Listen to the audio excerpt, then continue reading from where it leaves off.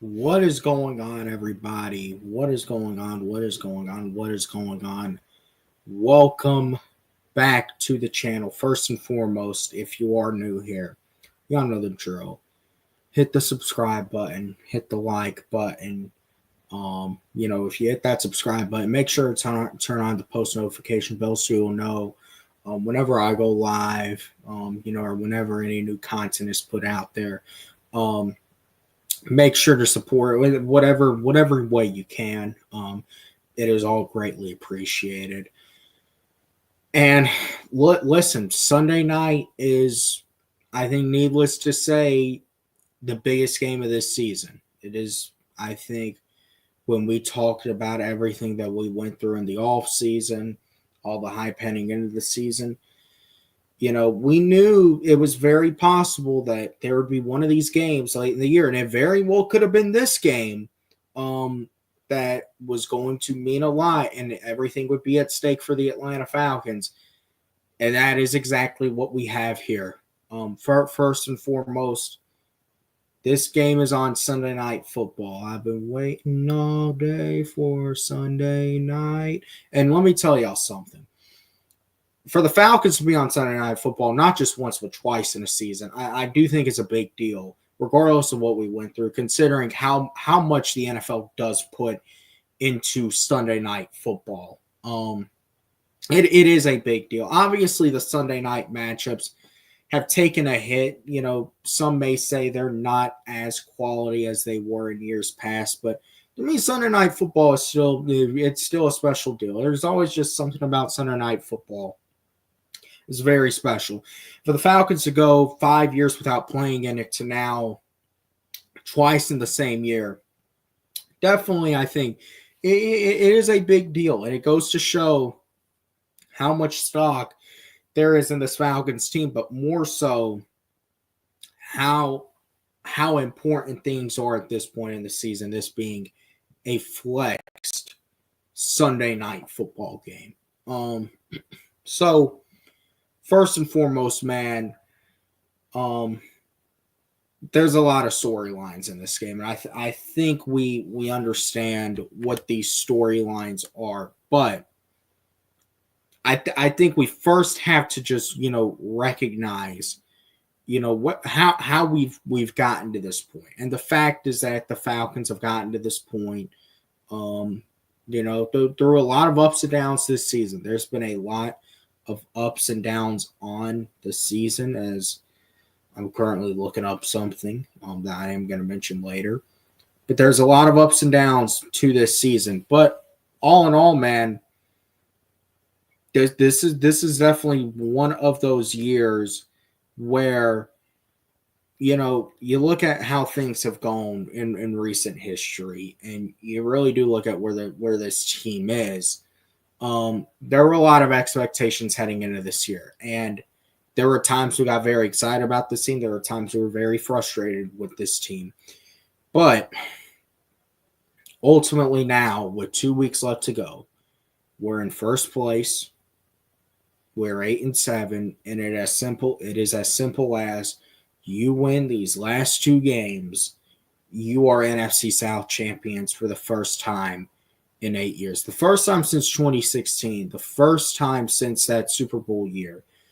And you'll make the playoffs for the first time in 7 years. Man, when you look at how different the world was 7 years ago, there's a lot of stuff different. Personally, for me, obviously a lot of growth for me.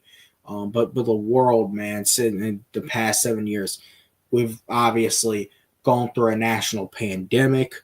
We've taken many twists and turns. The Falcons have basically in these past 7 years. You think about the last time this team went to the playoffs. There's only two players currently on this team, Grady and Jake Matthews, who were on this team the last time they went to the playoffs. And when you look at a majority of these guys, they've never been to the playoffs before. Matter of fact, I would even dare to say they haven't even played in a game with this much magnitude at this late in the season. You look at guys like AJ Terrell. You look at guys like Drake London, Bijan, Chris Lindstrom. You can go up and down the list, man. These are guys that we're talking about that, have been with this team for a while, but, it's really been when we're down in the trenches. But now, these are good. These are the guys who are the key parts of this team, and we're going to rely on in this game. So, obviously, a lot of storylines with this game. The Falcons on Sunday night head up to the nation's capital. We'll technically land over Maryland, but it is pretty much right there at DC, in the DMV area, to take on the Washington Commanders, who, if we're being completely real, are really in the same spot the Falcons are in many instances. When you look at, for the better part of close to the last decade, I believe Washington had one year in like 2019 when the NFC East was really bad, that they won it at like 8-8 or 7-9 or something. I think it was 2020, because I know that it was Brady's first year in Tampa, and he beat them in the wild card. But outside of that year, I mean, you won the division at 7-9. They've been pretty much in the same boat as the Falcons, where they've really been just looking to get out of almost this ship of mediocrity. And they've went through some different coaches. They went through, Ron Rivera, and ultimately that didn't work out for them. And now their coach is a guy that we are very familiar with, and none other than Dan Quinn, the guy who was the head coach of the Atlanta Falcons last time this team went to the playoffs, the last time that this team won the NFC South. It was obviously our coach for that faithful event in Houston nearly 8 years ago. And, I think you can say a lot about Dan Quinn in Atlanta, and obviously it did not end well. I don't view Dan Quinn in a very favorable light as of right now. But listen, here's one thing you got to admit. Dan Quinn has played a part in that Washington team, even though obviously there's another big piece of the equation. Dan Quinn has played a part in changing the culture up there in Washington. And that team has now gone from 4 wins to pretty much on the brink of a playoff appearance. Matter of fact, if Washington wins, they will clinch their spot in the playoffs. So that pretty much shows you how important, that this is for Washington. Even though they're not in a do or die situation, they are still looking to build a lot of momentum going into the playoffs. And this is going to be a big game for Dan Quinn. Very important game for Dan Quinn, especially going up against Raheem Morris, who, as we all know, was Dan Quinn's lieutenant during that time in Atlanta from 2015 to 2020. He was Dan Quinn's top lieutenant, basically Dan Quinn's number 2. And obviously they are very close. Raheem Morris also spent a little bit of time in Washington earlier in his career, a little bit after he got fired from Tampa. I believe that's where he went. He spent a few years in Washington. And I think it was around the time when guys like Sean McVay were there too. But yeah, man, no. Definitely Dan Quinn is, there's a lot of storylines, and there's a lot of who knows who heading into this game. Currently now the backup quarterback, because, we're mentioning all these relationships. The backup quarterback, Kirk Cousins, I'll spend a little time in Minnesota, so there's that too. But hopefully we aren't going to have to see him any in this game, because it is all about some rookie-on-rookie showdown, man. Jayden Daniels, who is going to be the runaway rookie of the year in my eyes. Has had an absolutely amazing year. I kind of don't want to make this about myself, but I think I kind of said to a few people before the draft, I said Jayden Daniels could really be the star quarterback out of this draft class, and Washington could be a shocker team. So, obviously, don't like talking about me being right a lot, but from time to time, we can't resist it. Sometimes we got to do it. And man, listen, Jayden Daniels in Washington, I've honestly been in many ways kind of what I expected them to be, a shocker wild card playoff team. And that's what they are, man. They're headed in the right direction. I think the biggest thing is as long as Jayden Daniels can stay healthy, the Commanders we see are going to have a chance in these games. So yeah, man, no, it is definitely definitely a lot of storylines, but we got our own rookie now, Michael Penix, who obviously second career start on Sunday Night Football this late in the season, pretty much a big time playoff-esque matchup. It's probably about one of the biggest pressure spots you can throw someone making their second start into. But listen, I think if you were to look at any rookie quarterback and say, I would want them for this spot, you might honestly have picked Michael Penix before the draft. You might, knowing his experience at Washington, knowing the fact that he got them to the national championship. They weren't expected to beat Texas in that game. I know I expected Texas to win that game. And obviously it's a different level of college football, but Michael Penix has been a part of some big games as part of the Huskies just last year. So, listen, I think you got to recognize the fact that Michael Penix, even though not on this level, has been in these big situations, and he has delivered before. He has. So, obviously, look, I think the eyes are definitely going to be on him. The national media is going to be looking at Michael Penix, going to be looking at the Atlanta Falcons, really seeing, are they really worth it? Is this really something that we can look at and we can go, this could be something brewing in Atlanta that is very special. But obviously, talking about this game, very, very, very big for both teams. Well, especially for the Falcons. The Falcons are in that spot where they have everything to gain, and they also have a lot to lose if they lose this game. Because, number one, before this game starts, I know for me, I'll definitely be looking at that Tampa Bay Carolina game, because then it's all. I think it's definitely going to determine where you are at heading into the Sunday night game. It is worth noting that if Carolina could pull off the upset versus Tampa Bay to clinch the NFC South, as long as Tampa Bay loses to Carolina. We don't root for the Panthers a lot, but this is one of those situations I feel like you can make an exception to. So, as far as that game goes, keep pounding.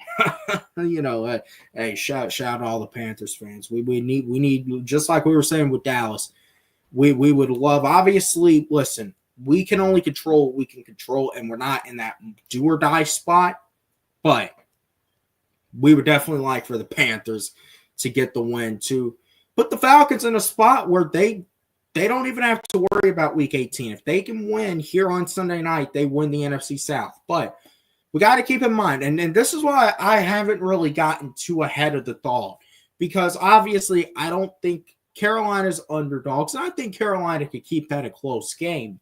But at the end of the day, you can only control what you can control, and you control your path to the playoffs. You just got to win these last two games. However you do it, you got to do it. But you control your path to the playoffs. And it is time to take advantage of that. It is time to show that you really are in control. And it is time to kick it into that next gear.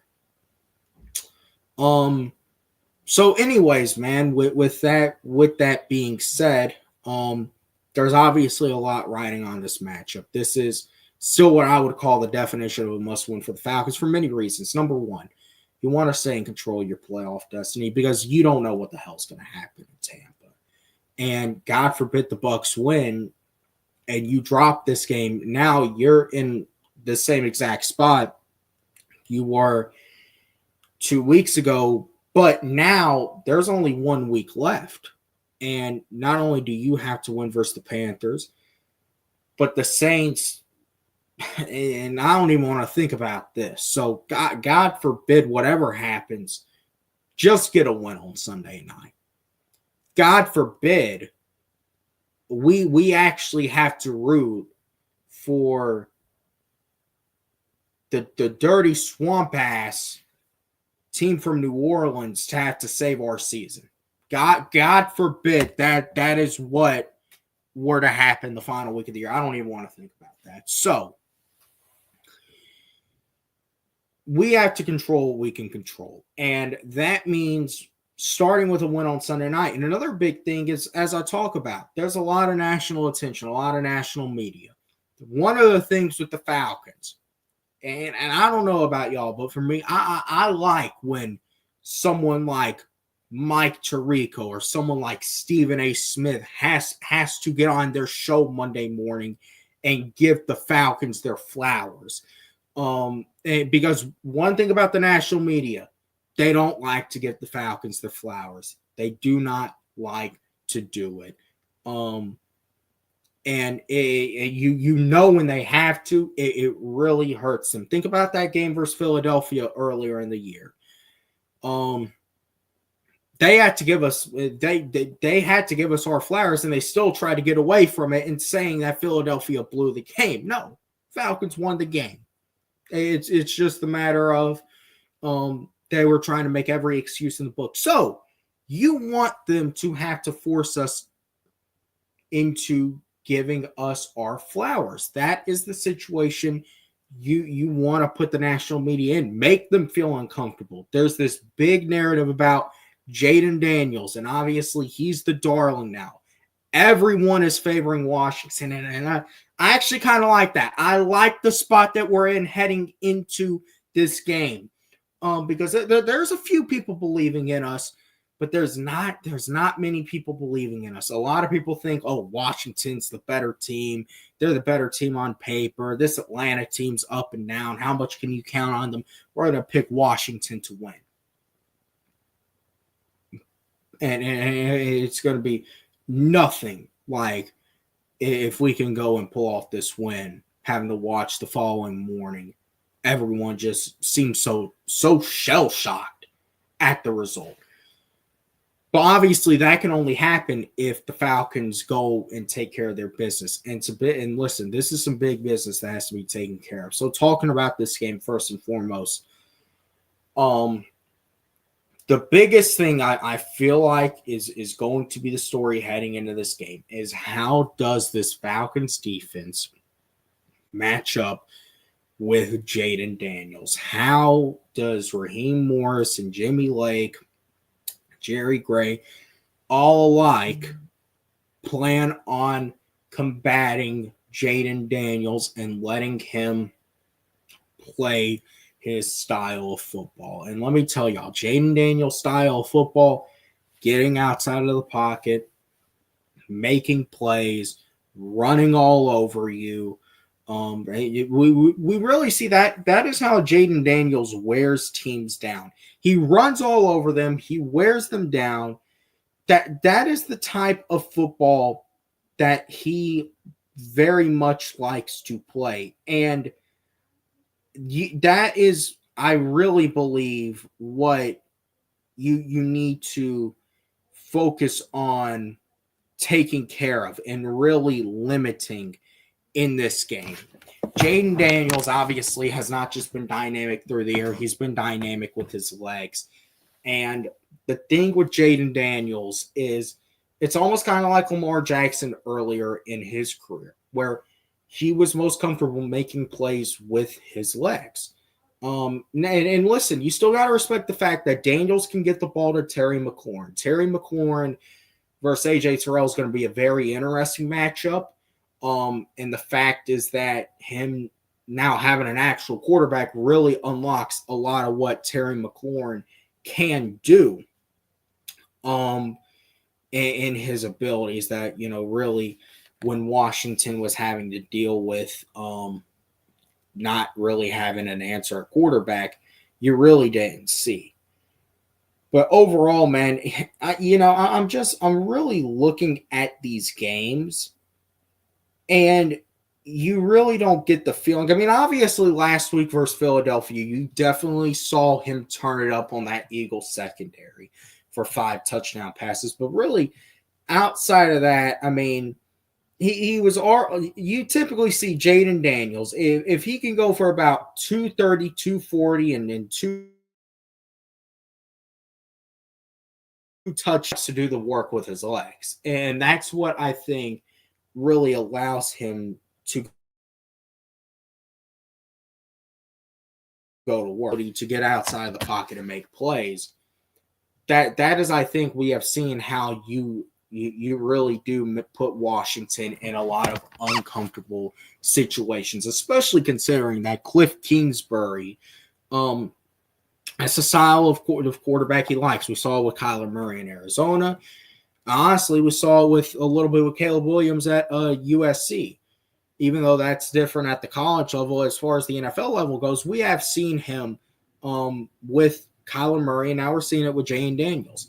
He loves to, have his quarterback get outside of the pocket, make plays that way. That's what we need to combat. That needs to be the number one focus, I feel like, heading into this game for the defense, is not letting Jayden Daniels run wild on you. Yeah, if he beats you a couple times through the air, okay. But I feel like you got to put faith. If you got to put faith in AJ Terrell, you also got to put faith in guys like Jesse Bates and Justin Simmons, your 2 safeties, to hold up on the back end of that defense to where you really can pull out a lot of those unique blitzes versus Jayden Daniels. Obviously, you got to have a quarterback spy on him. But yeah, I really feel like one of the players in this game that really could be a dynamic player, and really how I'm really interested to see how the Falcons use him, is definitely Kaden Elliss. Kaden has definitely turned it up recently. We see they are sending him more to the quarterback. He is definitely playing more of that blitzing role, rushing the quarterback. Sunday night, it's going to be very interesting to see how do they combat it, especially with Troy's season being done. This is really one of those spots where it hurts not having someone with the speed of Troy Anderson to really combat Jayden Daniels. Now you're putting pressure on, someone like Nate Landman or even a J.D. Bertrand, which I don't think you feel comfortable with. So the play of the linebackers is going to be very, very key on Sunday night.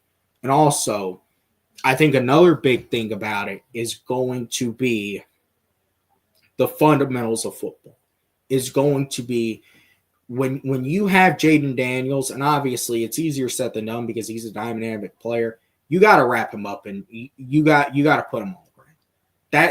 Those are the dynamic, but at the same time, the fundamental basics of football that you're taught all the way back in Little League. So there can't be any whiffing on tackles, missed tackles, any of that. Looking like a fool, especially not on national television. So the defense is going to have to come out and play one of, if not their best game all season. I really feel like, because this is a very much a tough test. And the bottom line is Daniels is going to get you on a few plays, but you cannot let him have one of those dynamic nights. You are going to have to limit his ability to make plays outside of the pocket. If you do that, I think you like your chances. Now, as far as the other side of the ball goes, as far as looking at what this Falcons offense can do, not talking Seattle, Washington doesn't really have a solid defense. And Marshawn Lattimore, who they traded for a few weeks ago, he's not playing. He's not playing. They traded for Lattimore from the Saints at the trade deadline. He's only played 2 games since. And listen, he ain't playing, so that is going to provide, I think, a lot of opportunities for Drake London to make plays, to really make a name known. Listen, I think it's I don't know if y'all seen this. Drake London, in every primetime game he's played in, has scored a touchdown. So it goes without saying, Drake likes playing in a little bit of primetime. He likes some football under the lights. So that Drake London, Michael Penix connection is going to be very key in this game to this offense getting going. Also getting Darnell Mooney the ball too. Because listen, Washington really outside. I mean, you got to recognize this Washington defense. You can do some work on. That is why the possibility of this becoming a shootout is a real honest thing. That is really something that could happen. Honestly, it's something I would kind of want to prevent.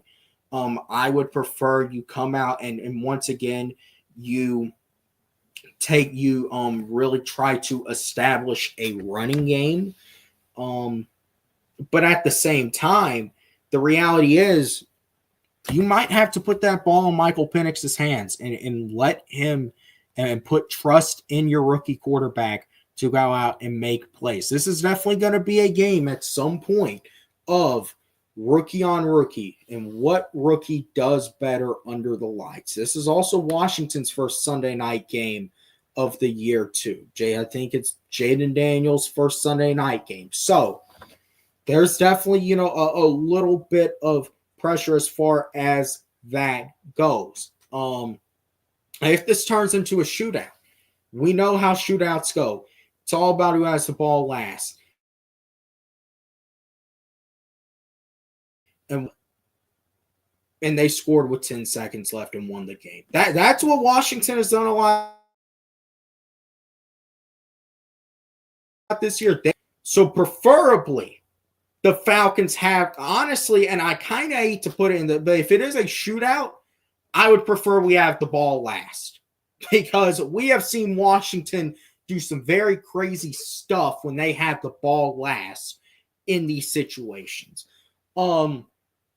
Now, as far as how I think this game is going to go, do I think it's going to be a shootout? I definitely think it's possible, but I also think, considering it is later in the season, I could definitely see both of these teams try to lean on the running game. But it's going to be important, I think, for the Falcons to get Tyler Algier and Bijan Robinson both going in their own manners. It's obviously Bijan has had a very dynamic year. Another thing I want to talk about, you want to be very careful with that turf. That turf we know can be an absolute killer to careers.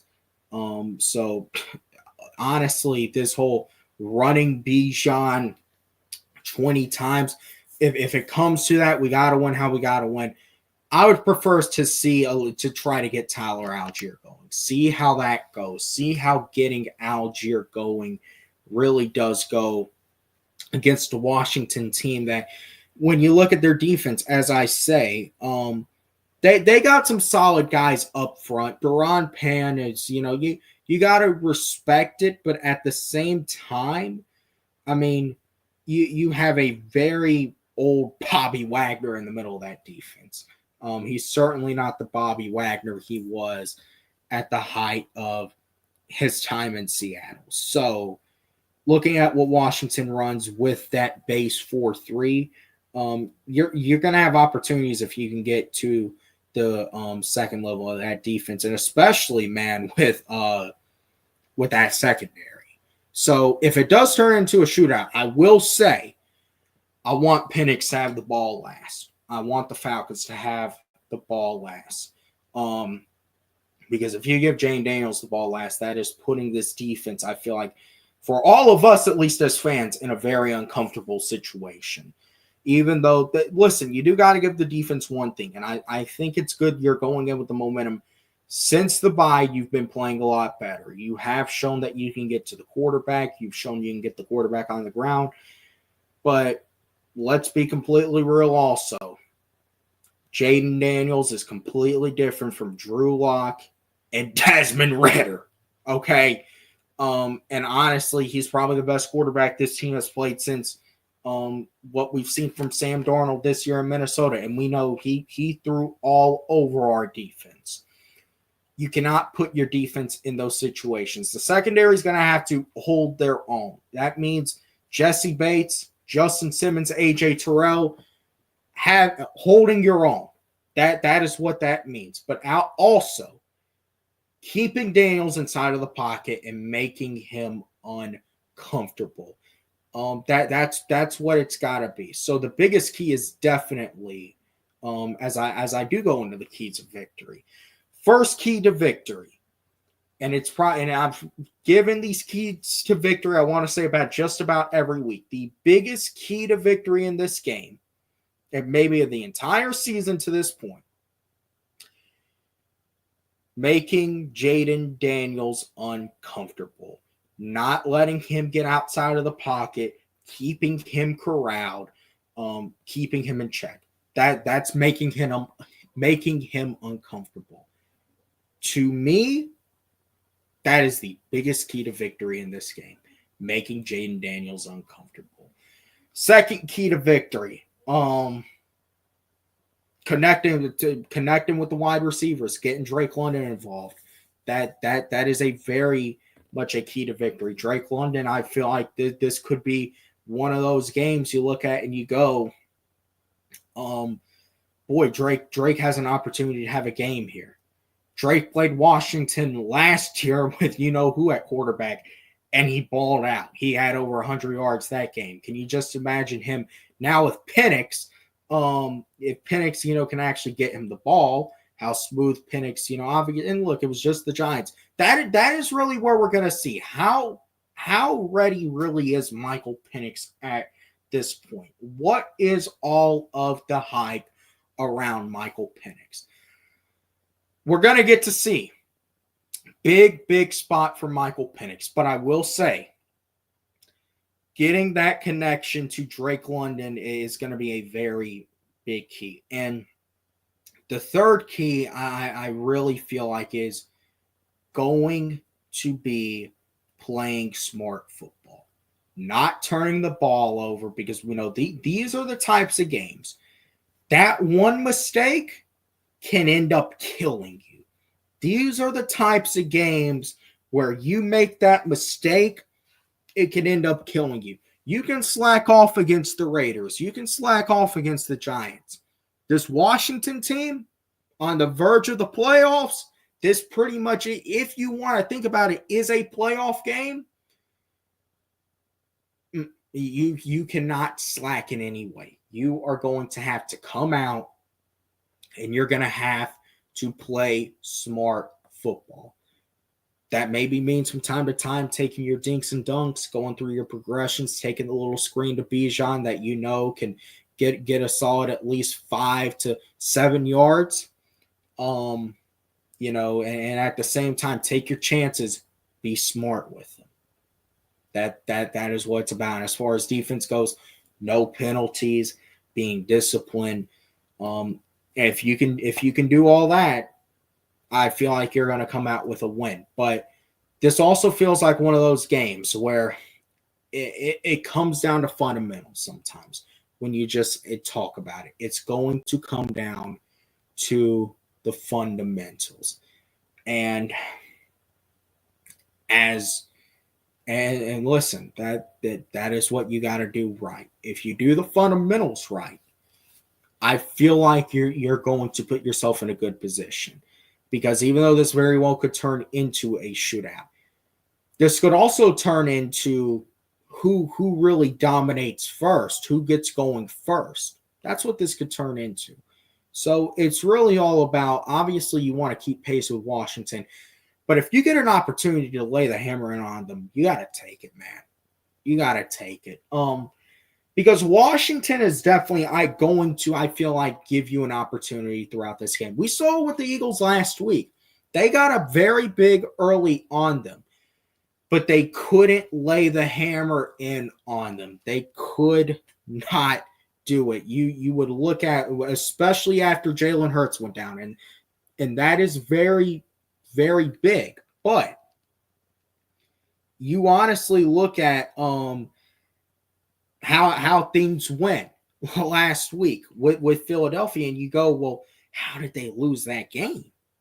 But the bottom line is they just could not hold up. But one thing to look at, Saquon Barkley last week ran all over that ran all over that Washington defense. So Bijan, Drake, Mooney, obviously, Algier. This is a spot where if you can get your offense going early, it could be a very good night. But you really have to, I feel like in this game, you got to be a step ahead, and it's got to show early. It has to show early that you are a step ahead of Washington. This is going to be one of those games where I feel like you're going to be able to tell early by how both teams come out who wins this game. I really actually do feel that way. I think, obviously it is very likely, or at least possible, that this turns into a back and forth shootout. Honestly, preferably, I don't want that this late in the year. Preferably, the Falcons come out early, and the Falcons, they get on top, but they can really lay the hammer down. They chew into that time of possession, and that is, I really feel like you cannot let Washington have that opening, and you cannot let them have that opportunity late, because we've seen them take it so many times. But listen, it all comes down to this. I don't think I've talked about a game like this. I've had this channel for like 5 years, a game this big, this late in the year for the Falcons. Since I've had this channel, I have not talked about a game this big, this late in the year. So listen, it's a big pressure spot. I think we're really going to get to see what all the hype is about. And really where this Falcons team currently is. This, I feel like, is going to be a big testament to where Terry Fontenot and Raheem Morris have this roster at. But overall, man, listen, very big spot. It's going to be a very big day Sunday. There is an opportunity the Falcons could come out of Sunday night, by the end of Sunday night, as NFC South champions. But as I'm going to say, you can only control what you can control. And regardless of what happens in that Tampa game early in the day, getting a win here on Sunday night is the biggest goal to accomplish. It is what you have to do. Yeah, Penix is going to surprise a lot of. Listen, I feel it, man. I feel like this could definitely be a spot that Penix comes out. And real, I put it out Sunday night. The world is going to learn the name Michael Penix Jr. But hopefully it's with him having the ball last. As I say, this game could definitely turn into a shootout. I don't think you put anything past it. But ultimately, I feel like he has to do what he's got to do. He's got to make smart decisions with the football. And I feel like if you do that, you put yourself with a good position. But this defense is going to have to come up at some point and make a big play. I really do get that feeling. Whether it is obviously, number 3 who makes the big play. Maybe it's getting to Jayden Daniels all night, getting to the quarterback. it's got to happen. But this is a very high pressure spot. You know, talking about it right now, I can feel the pressure of this game. I can, because we know what's at stake. We know what it's at stake, and it's the NFC South. And if you get into the playoffs, so we know anything can happen. But we haven't been there in so long. At this point, I'm kind of at the point where just get there and let's see what happens. But I feel like now, after everything that we've gone through these past few years with Terry Fontenot, hiring Raheem Morris, switching the coach, obviously what we went through this offseason with the quarterback, you know, all that money we gave to Kirk, and drafted Michael Penix. Now we're really going to see, where is it going? Where is this team actually at? Can this team put themselves in a position to win that big game late in the year? Because let me tell y'all something.